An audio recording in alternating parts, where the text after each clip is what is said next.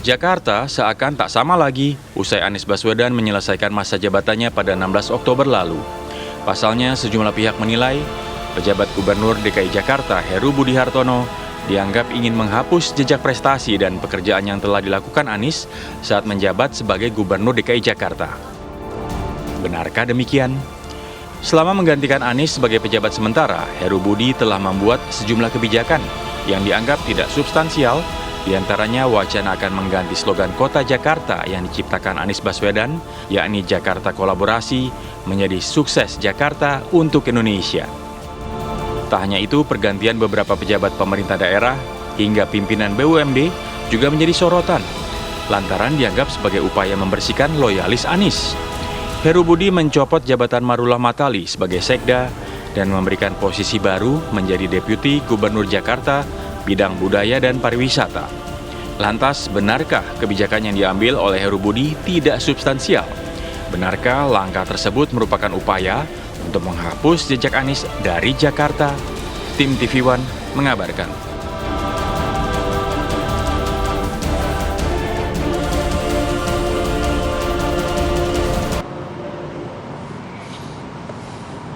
Ya, benarkah ada bersih-bersih jejak Anies di Jakarta? Bukan saya dan juga Bayu menjawab, tapi narasumber yang sudah hadir ada yang menjawab. Sudah ada Bang Bestari Barus, politisi Partai Nasdem. Selamat pagi, Bang. Pagi. Sehat, Bang? Sehat, Alhamdulillah. Kemudian juga Bang Gilbert Simanjuntak, anggota DPRD DKI Jakarta, fraksi PDIP. Selamat pagi, Bang. Pagi. Meskipun sudah sangat semangat untuk membahas, saya mohon izin dulu ya ke abang-abang. Kita break dulu ya, Bang ya. Baru habis itu kita bahas lebih dalam lagi. Sesaat lagi di Apa Kabar Indonesia Pagi. Kembali lagi di Apa Kabar Indonesia Pagi, saya langsung mau ke Bang Bestari. Ini gimana nih Bang tanggapan dari Anies lah mungkin ya, melihat setelah tidak lagi menjabat sebagai gubernur, saat ini cukup banyak pejabat di DKI, di Pemprov DKI dicopot, kemudian juga ada slogan baru dan juga ada kebijakan baru banyak setelah dipegang oleh pejabat Gubernur DKI Jakarta yang baru. Benar nggak ada upaya menghapus jejak itu, Bang? Ya, begini, bahwa keberadaan PJ Gubernur itu sebagai pengisi kekosongan jabatan gubernur dalam masa tertentu itu kemudian merujuk kepada instruksi Mendagri nomor 70 tahun 2021 yang menugaskan Pak Anies Baswedan untuk membuat rencana pembangunan daerah sebagai perpanjangan dari RPJMD. Nah, di dalamnya itu ada diisyaratkan untuk melakukan evaluasi. Ini Pak Anies yang bikin nih, untuk acuan kerja PJ Gubernur dari tahun 2023 sampai 2026 tuh. Pak Anies menyusun itu berdasarkan instruksi Mendagri tadi, yang di dalamnya juga ada. Boleh itu mengevaluasi, ya kan? Kemudian bahkan merubah atau merevisi RPD itu. Tergantung kepada situasi dan kondisi. Apakah kalau nanti ada bencana itu bisa dirubah. Apabila ternyata target yang dicapai tidak maksimal dikarenakan hal tertentu dapat dilakukan gitu. Nah, terkait dengan hal itu tentu kewenangannya sebetulnya dibatasi dengan RPD itu. Sampai mana kewenangannya? Sampai dengan ada yang tertulis dalam RPD itu saja gitu. Jadi tidak ada program baru sebetulnya yang bisa ditelurkan kecuali dalam 1 tahun ke depan atau 6 bulan ke depan dilihat ada sesuatu yang harus dilakukan.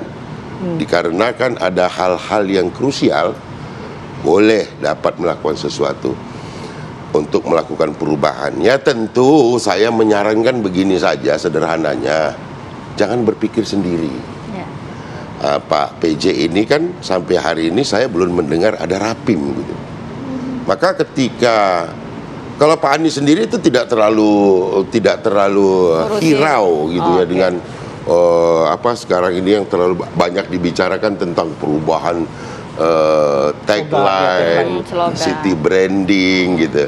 Namun perlu dicatat bahwa city branding plus Jakarta City of Collaboration itu payungnya adalah Pergub. Jadi bukan hal yang biasa-biasa saja sebagaimana disampaikan Pak Heru bahwa sukses Jakarta untuk Indonesia itu biasa-biasa saja visi saya ke depan. Visi beliau itu adalah terwujudnya apa yang diisyaratkan di dalam RPD. Itu batasan beliau gitu loh. Oke. Maka menjadi penting ketika ingin kemudian membuat satu brand baru. Untuk membuat satu brand baru itu perlu melibatkan banyak pihak. Oke Bang, gini Bang, kalau mengganti brand tadi kemudian yang faktanya mengganti atau mencopot beberapa pejabat ya di BUMD, itu masuk dalam LPD yang tadi Bang sampaikan nggak? Dapat dilakukan setelah evaluasi. Pertanyaannya apakah Sudah ada evaluasi kemudian baru dilantik 17 Oktober sudah melakukan evaluasi. Oke, Jadi perubahannya tidak secara substansi begitu Bang? Tapi ini sebenarnya tidak diperlukan. Itu haknya, tetapi diisyaratkan di dalam RPD tersebut lakukan evaluasi. Oke. Kan begitu. Oke, langsung saya ke Bang Gilbert. Menanggapi apa yang disampaikan oleh Bang Bestari soal evaluasi. Udah ada Sepengetahuan dari Bang Gilbert sebagai anggota DPRD, ada evaluasi itu sehingga pencopotan beberapa pejabat itu memang sebuah yang kewajaran. Saya mesti luruskan ini. Evaluasi dalam evaluasi apa?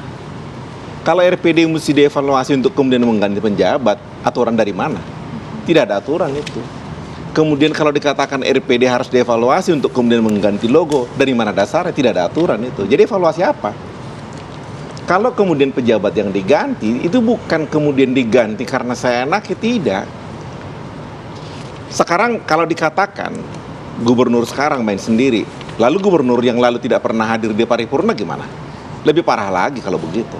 Saya mau katakan, justru karena tidak mampu sendiri, makanya kemudian diangkatlah deputi. Ya deputinya yang harus naik ya sekda, karena salon 1. Kan yang lain kan bukan salon 1. Jadi itu adalah sesuatu yang wajar sebenarnya, cuman menjadi sesuatu berita karena seakan-akan miringkan beritanya. Sebenarnya sesuatu yang wajar. Siapapun misalnya direkturnya yang baru di sini, pasti akan bawa tim baru. Ya. Tetapi ini kan bukan tim baru, tetapi timnya dinaikkan biar ada yang mendampingi. Karena rapat dengan DPRD saja begitu banyak. Tidak mungkin mampu gubernur yang hanya sendiri. Wagubnya kan tidak ada, TGOPP tidak ada, deputi diangkat. Tapi seakan bersih-bersih jejaknya Anies. Tidak hanya pejabat saja, tapi slogan baru. Yang mana yang dibersihkan? Nggak ada yang dibersihkan. Seakan ya udah, kalau seakan kan itu kan citra ya persepsi mau diapain. Tapi apa yang dibersihkan tidak ada yang dibersihkan. Kalau dirut diganti karena memang performance. Ada target yang mesti dicapai. Ya kalau memang tidak tercapai target, so what? Oke, ada beberapa poin tadi disampaikan oleh Bang Gilbert ya. Bang Bestari, saya siapkan nanti satu segmen lagi Bang Bestari dan juga Bang Gilbert. Kita harus jeda terlebih dahulu ya. Apa kabar Indonesia Pagi akan kembali sesaat lagi. Ya, kembali lagi di Apa Kabar Indonesia Pagi. Saya mau ke Bang Bestari. Tadi menanggapi pernyataan Bang Gilbert, nggak perlu ada evaluasi kok kalau mau ganti pejabat, kemudian kalau mau ganti kebijakan. Bukan begitu persisnya. Evaluasinya tidak berdasarkan RPD, itu yang Ya, tadi oke. Evaluasi tidak berdasarkan RPD, Bang, untuk penggantian posisi pejabat maupun kebijakan. Salah satu isyarat evaluasi itu ada di dalam RPD. Gitu loh. Saya melihatnya dari sisi situ aja. Ya kan? Saya melihat bahwa RPD itu membolehkan, ya kan, dalam rangka pengendalian boleh melakukan evaluasi. Nah, setelah evaluasi tentu ada action.